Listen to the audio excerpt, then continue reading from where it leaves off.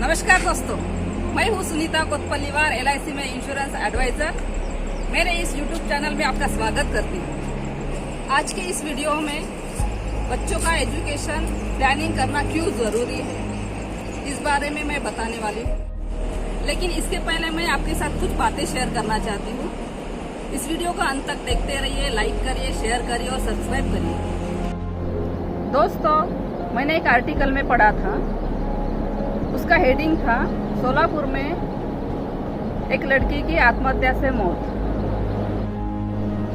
वजह थी उसके पिता के पास उसके एजुकेशन के लिए पैसे नहीं थे।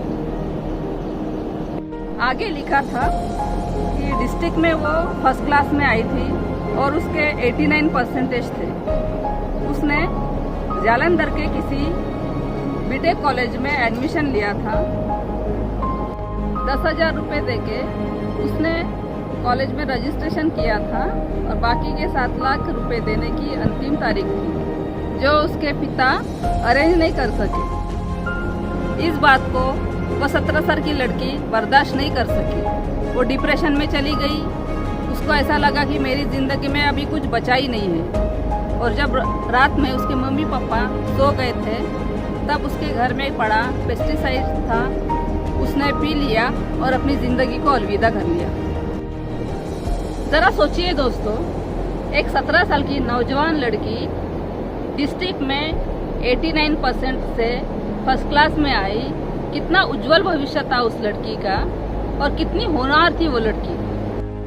अगर उसके पिता ने, जब वो लड़की छोटी थी, तब से थोड़ा थोड़ा करके सेविंग करते थे, तो आज उस लड़की के एजुकेशन में वो पैसा आ जाता था और वो लड़की सुसाइड नहीं करती थी।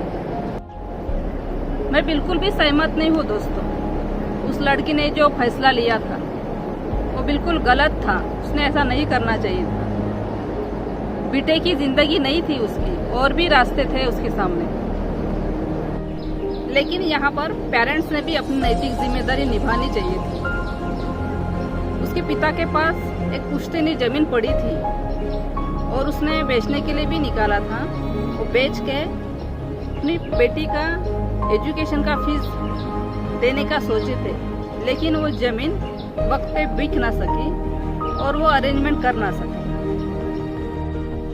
लोग हमें कहते हैं कि LIC में रिटर्न कम है और प्रॉपर्टी में ज़्यादा है। दोस्तों, मैं ये नहीं कहती कि प्रॉपर्टी में इन्वेस्ट नहीं करना चाहिए, ना ही मैं इसके खिलाफ हूँ।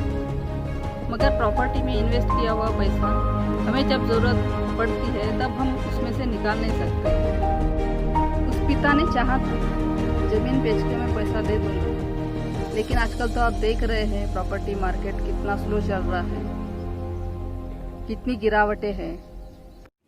और इस सदमे को वो लड़की बर्दाश्त नहीं कर सकी। उसको ऐसा लगा कि मेरा करियर ख़त्म हो गया, मेरी ज़िंदगी बर्बाद हो गई।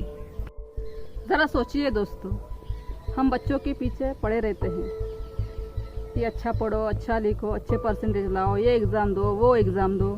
लेकिन इस केस में क्या हुआ दोस्तों? वो लड़की तो अच्छे मार्क्स से पास हो गई, लेकिन यहाँ पे पिता फेल हो गए हैं। ये सदमा जिंदगी भर वो पिता अपने आप को माफ़ नहीं कर पाएगा और ये सदमे को भूल नहीं पाएगा। इसलिए मैं कहना चाहती हूँ दोस्तों कि जितना हो सके उतने पैसे बचाने की कोशिश करिए। अगर आपकी लिमिटेड इनकम है तो सबसे पहले आप अपने बच्चों के फ्यूचर के बारे में सोचिए। इस केस में उसके पिता ने, जब उसकी बच्ची छोटी थी, 1 या 2 साल की थी, तब से उसने अगर पैसे बचाना चालू कर देते थे। उसकी ज़रूरत थी 7 लाख की, लेकिन 5 लाख तो भी बचाते थे तो 2 लाख कैसे भी अरेंज कर सकते थे। लेकिन उस इंसान ने कुछ भी नहीं बचाया, तो उसकी मदद भी कौन करेगा? दोस्तों, थोड़ा इस बात पे गौर करिए। जो यंग जनरेशन मेरे इस वीडियो को अभी देख रहे होंगे, 25 साल के, 30 साल के, 35 साल के, 28 साल के, या जिनकी अभी अभी शादियां हुई होंगी, या जिनके घर में अभी अभी नन्ना मुन्ना मेहमान आया होगा, तो वो लोग इस तरीके का फ्यूचर प्लानिंग अपने बच्चों के लिए कर सकते हैं। इसलिए मैं नहीं चाहती कि इस तरीके की घटनाएं किसी के घर में हो या समाज में घटे और माँ बाप अपने ही खुद के नज़रों में गिरे। इसलिए हमें सावधान रहना है और सतर्क रहना है। दोस्तों, इसलिए LIC ने एक बहुत ही सुंदर बच्चों के फ्यूचर के लिए प्लान बनाया है, वो आपको दिखाती हूँ मैं। इस प्लान का नाम है जीवन लक्ष्य, प्लान नंबर 933। इस पॉलिसी को कन्यादान या सुकन्या पॉलिसी के नाम से भी जाना जाता है, लेकिन यह पॉलिसी सुकन्या या कन्यादान पॉलिसी से भी ज़्यादा बेहतर है। इस प्लान का नाम ही जीवन लक्ष्य है। तो आपको कोई भी लक्ष्य हो, बच्चों की शादी, एजुकेशन, घर इत्यादि, आप रहे या ना रहे, ये लक्ष्य इस प्लान के माध्यम से ज़रूर पूरा होगा। तो चलिए हमारा जो लक्ष्य है वो इस प्लान के माध्यम से जानते हैं। तो इस प्लान को लेने के लिए कंडीशन है, ये छोटे बच्चों के नाम से नहीं ले सकते। इसका एज एंट्री है 18 से लेके 50 साल। इसका टर्म है मिनिमम 13 से लेके 25 साल। इसका PPT है। PPT मतलब पॉलिसी प्रीमियम टर्म। जो टर्म रहेगा उससे 3 साल कम भरना है।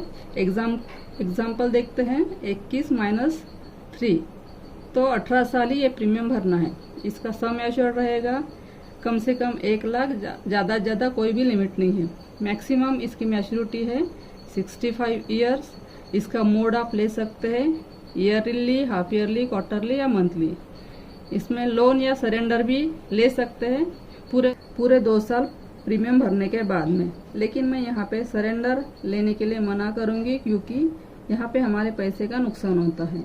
इनकम टैक्स का बेनिफिट भी मिलेगा अंडर सेक्शन 80C के अनुसार।